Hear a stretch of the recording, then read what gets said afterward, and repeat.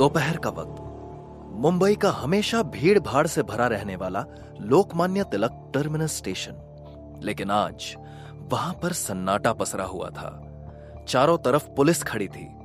Police ने station के बाहर आसपास के इलाकों को खाली करा दिया था और नाकाबंदी कर दी गई थी। स्टेशन के पास एक चाइनीज रेस्टोरेंट खुला था। उस रेस्टोरेंट को पुलिस चारों तरफ से घेर कर खड़ी थी। जहां एक गंजे आदमी ने 16-17 साल की एक स्कूल गर्ल को हॉस्टेज बना लिया था। उस गुंडे ने लड़की के गले पर एक धारदार चाकू रखा था। वो लड़की घबराई हुई थी। डर की वजह से वो कांप रही थी। वो गुंडा बार बार पुलिस को धमका रहा था और पीछे हटने के लिए कह रहा था ताकि वो वहां से भाग सके। लड़की डर से रोने लगी थी। वहां खड़े एक सब इंस्पेक्टर ने गुंडे को रोकते हुए कहा, लल्लन, अभी भी वक्त है तेरे पास। उस लड़की को छोड़ दे और खुद को सरेंडर कर दे। पुलिस भी डरी हुई थी कि कहीं वो गुंडा उस लड़की को सच में ना मार दे। लेकिन उस रेस्टोरेंट में उस गुंडे के अलावा एक आदमी और था। वो धीरे धीरे गर्मा गर्म नूडल्स खा रहा था, मानो वहां क्या हो रहा है उससे उसे कोई फर्क ही नहीं पड़ रहा हो। अगले ही पल बड़ी तेजी से एक पुलिस जीप वहां आकर रुकी। उसमें से लेडी इंस्पेक्टर सुनीता सिंह निकली। उसे देख सभी पुलिस वाले उसे सल्यूट करने लगे, लेकिन वो सीधे लल्लन से कुछ दूरी पर जाकर रुकी और उसे धमकाते हुए बोली, लल्लन, चाहे तो कितने भी पैतरे आजमा ले, लेकिन आज बचकर नहीं जा पाएगा। कहते वक्त सुनीता सिंह की नजर वहां आराम से नूडल्स खा रहे उस आदमी पर पड़ी और कहा, ये कौन है? इंस्पेक्टर ने बोला, ये इसके साथ मिला हुआ लगता है। सुनीता उस आदमी के चेहरे को ध्यान से देखने की कोशिश कर रही थी, लेकिन तब तक लल्लन की चाकू पर पकड़ और भी मजबूत हो गई। वो चिल्लाकर बोला, सुनीता सिंह, जरा से भी चालाकी मत दिखाना। मैं तुझसे डरने वाला नहीं, और मेरे बारे में सोचने से पहले इस लड़की के बारे में तो सोच लो। यह लड़की मर गई ना तो वर्दी उतर जाएगी। वो तो वक्त ही बताएगा। सुनीता ने गन निकालकर सीधे उस पर तान दिया और धीरे धीरे उसकी तरफ आगे बढ़ने लगी। एक कदम भी आगे मत बढ़ना, मैं डरने वाला नहीं। चिल्लाते हुए लल्लन ने चाकू लड़की के गले में हल्का सा धंसा दिया। लड़की करा उठी। उसके गले से ब्लड निकलने लगा था। सुनीता घबराकर वहीं रुक गई और बोली, नहीं लल्लन, रुक जा। सुनीता को बेबस देख लल्लन लड़की को पकड़कर वहां से जाने की कोशिश करने लगा। उस लड़की की बिलखती हुई धीरे सी आवाज आई, please please please help me. Lallan के चतुराई के आगे सुनीता और उसकी टीम लाचार दिख रही थी। तभी वहां बैठे उस हैंडसम से आदमी ने लल्लन की तरफ देखते हुए कहा,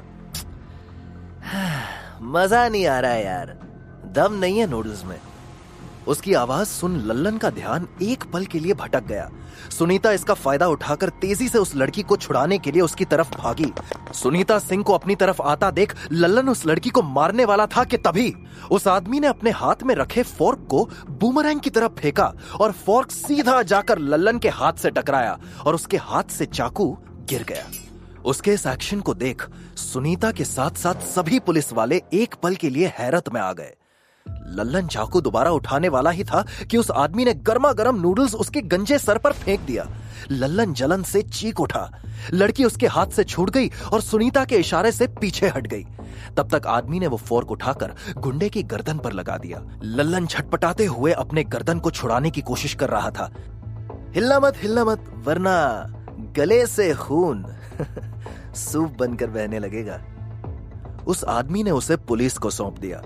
स्कूल गर्ल को सुनीता ने वहां से सेफली भेजने का अरेंजमेंट भी कर दिया था। उस लड़की ने दूर से उस आदमी को थैंक्स कहा।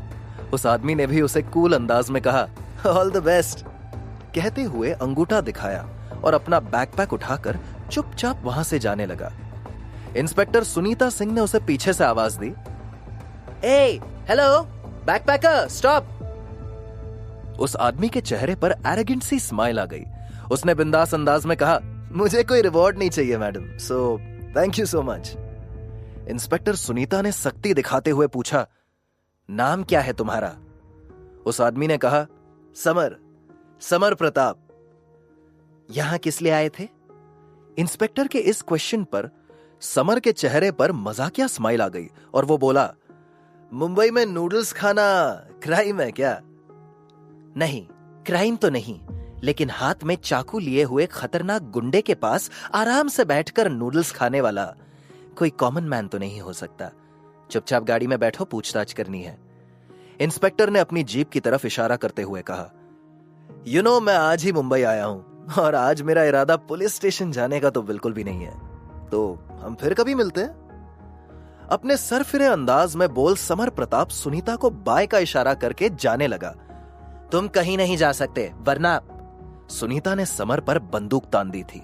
समर ने उस पर तरस भरी नजर से देखा और बोला, अब इतनी रिक्वेस्ट कर रही हो तो मना कैसे कर सकता हूं, चलो चलते हैं। वो गाड़ी में जाकर बैठ गया। सुनीता उसके बगल में बैठ गई। बीच रास्ते में सुनीता ने समर से बुलंद आवाज में पूछा, लल्लन को कब से जानते हो? लल्लन? कौन लल्लन? समर ने कहा। सुनीता उसकी हरकतों से चिढ़ रही थी। वो बोली, तुम बेवकूफ तो नहीं दिखते, लेकिन मुझे बेवकूफ बनाने की कोशिश कर रहे हो तो ऐसी भूल सपने में भी मत करना। अब साफ साफ बताओ, उस गुंडे को कब से जानते हो? समर ने बिल्कुल अनजान बनते हुए जवाब दिया, अच्छा वो, मैं उसे नहीं जानता। तो खुद को तो जानते ही होगे, तो सच बताओ तुम कौन हो और क्या करते हो? सुनीता जितनी ज्यादा परेशान लग रही थी, समर अभी भी उतना ही रिलैक्स्ड लग रहा था। वो बोला, अब इतने प्यार से पूछ रही हो तो झूठ कभी नहीं बोलूंगा। मैं इंडियन सीक्रेट एजेंसी में था और मेरी किस्मत देखो, कल ही रिटायर हुआ हूं और आज शादी करने के लिए मुंबई आ गया। Secret agency? सुनीता सरप्राइज थी। खुद को बचाने के लिए तुम कहानियां अच्छी बना लेते हो। अब तो मुझे तुम्हारे रिकॉर्ड्स चेक करने पड़ेंगे। समर ने सीधे सीधे जवाब दिया, मेरे बारे में कोई भी रिकॉर्ड कहीं भी नहीं मिलेगा। क्या मतलब? सुनीता बोली। समर ने कहा, मैं रॉ में था, हमारे डिटेल्स सिर्फ हमारे कमांडर के पास ही होते हैं, तो तुम्हें खामखा परेशानी होगी। इंस्पेक्टर सुनीता को यकीन नहीं हुआ। उसने उसे चिढ़ाते हुए कहा, ओहो अच्छा, तो साहब सीक्रेट एजेंट थे। अच्छी कहानी है। खैर वो तो मैं पता लगा ही लूंगी, लेकिन याद रखना, अगर तुम्हारा उस लल्लन के साथ कोई भी कनेक्शन निकला तो बाकी जिंदगी जेल में सड़ने के लिए तैयार रहना। अपनी बात को पक्का करने के लिए इंस्पेक्टर को थोड़ी सी और इंफॉर्मेशन की जरूरत थी। उसने समर से आगे पूछा, रहते कहां हो यहां?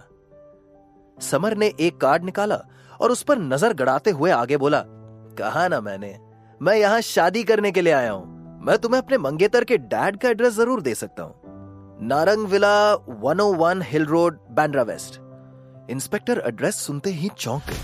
वो बोली, अजय नारंग का घर? वो कुछ सोचकर अचानक से हंसने लगी। अब ये मत कह देना कि तुम्हारी मंगेतर का नाम शालिनी है। समर ने हैरानी से पूछा, हाँ आप जानती है क्या उसे? इंस्पेक्टर की हंसी रुकने का नाम ही नहीं ले रही थी। वो बोली, सिर्फ जानती ही नहीं, अच्छी तरह पहचानती भी हूं। शालिनी मेरी स्कूलमेट है। वैसे शालिनी कभी भी मुझसे कुछ नहीं छिपाती और मुझे उसने कभी नहीं बताया कि उसकी सगाई हो गई। सोच लो, अगर ये झूठ निकला तो तुम्हें बहुत महंगा पड़ेगा। समर ने भी लंबी सी स्माइल देते हुए कहा, मुझे पता था तुम्हें यकीन नहीं होगा। एक काम करो, तुम मेरे होने वाले फादर इन लॉ से पूछ लेना। उनसे क्या पूछना?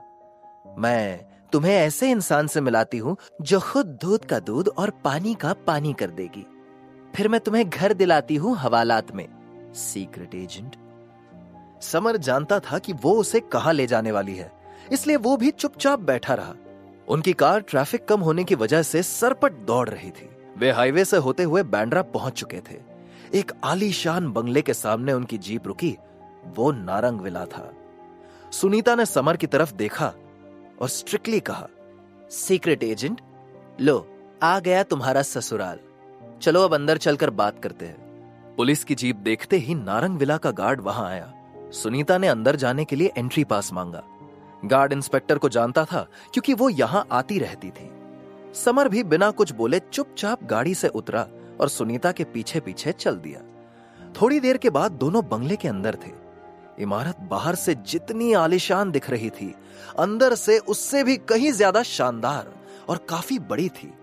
Swimming pool, garden, fitness centre और एक बड़ा सा बैडमिंटन कोर्ट। दरवाजे पर पहले से एक बूढ़े काका खड़े थे। सुनीता को देखते ही वो खुश होकर बोले, अरे सुनीता मैडम, आइए आइए, बड़े दिनों बाद। सुनीता ने भी मुस्कुराकर जवाब दिया, हाँ काका, कुछ काम था। वैसे कहाँ है हमारी मैडम? बेबी तो अभी जिम में है, लेकिन सुबह से वो काफी गुस्सा है। बड़े साहब से किसी बात को लेकर थोड़ी सी कहासुनी हो गई थी। काका अंदर की तरफ इशारा करते हुए बोले, कोई बात नहीं, मैं देखती हूं। सुनीता ने कहा और समर को उसके पीछे आने का इशारा करते हुए आगे बढ़ी। जिम के बाहर ही सुनीता ने समर को रोक लिया और कहा, एक आखिरी मौका दे रही हूं, अगर अभी भी सच नहीं बोला तो याद रखना, यहीं से हथकड़ी पहनाकर सीधे हवालात ले जाऊंगी। समर डरने वालों में से नहीं था। उसके चेहरे पर एक अलग ही लेवल का कॉन्फिडेंस दिख रहा था। वो बोला, वो तो वक्त ही बताएगा मैडम, सच क्या है और झूठ क्या। वैसे भी मैं तुम्हारी धमकी से नहीं डरता। सुनीता गुस्से से लाल हो गई।